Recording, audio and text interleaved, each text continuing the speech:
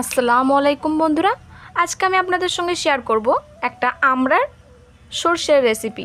প্রথমে আমি এখানে 10-15টা মতন আমড়া নিয়েছিলাম। এরপর আমড়াগুলোকে ছুরির সাহায্যে ছিলে নিয়েছিলাম।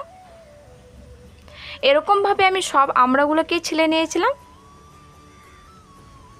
আর এদিকে একটা বাটা মশলা লাগবে, তার জন্য দিয়ে দিয়েছিলাম সামান্য সরষে, 4-5টা মতন কাঁচা লঙ্কা আর 2টো শুকনো লঙ্কা জল দিয়ে ভালোভাবে ধুয়ে নিয়েছিলাম।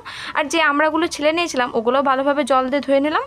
এরপর শিলনোড়ায় প্রথমে আমড়াগুলোকে থেতো করে নিয়েছিলাম।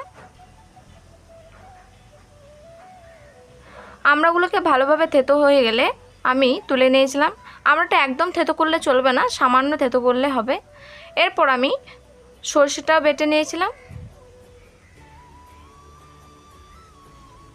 সরষেটা বাটা হয়ে গেলে আর দিয়ে দিয়েছিলাম কয়েকটা পেঁয়াজ, ওইটাও আমি বেটে নিয়েছিলাম।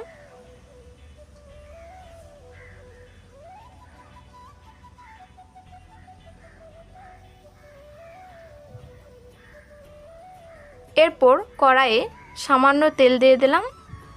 তেলটা গরম হয়ে এলে ওর মধ্যে সামান্য 5 ফোড়ন দিয়ে দিয়েছিলাম। এরপর যে বেটে রাখা মশলাগুলোও দিয়ে দিয়েছিলাম।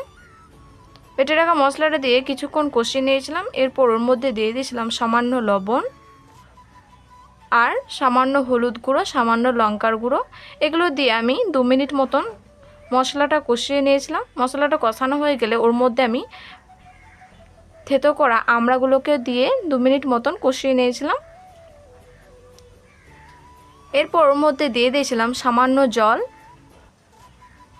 জল দিয়ে ভালোভাবে ফুটে এলেই ব্যাস আমরা রেডি, আমড়ার ঝোল। লাগবে খানিক চিনি, আর এই চিনিটা দিলে টক ঝাল মিষ্টি খেতে দারুণ লাগবে।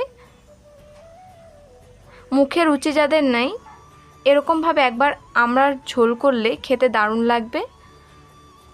আমার আমড়ার ঝোল একদম কমপ্লিট। এটা দেখতে যেমন হয়েছিল খেতে সেই রকমই হয়েছিল, দারুণ টেস্টি। আপনারা অবশ্যই বাড়িতে ট্রাই করবেন। ভিডিওটা ভালো লাগলে লাইক করবে, চ্যানেলটাকে সাবস্ক্রাইব করে আমার পাশে থাকবে। তো আজকের মতো টাটা।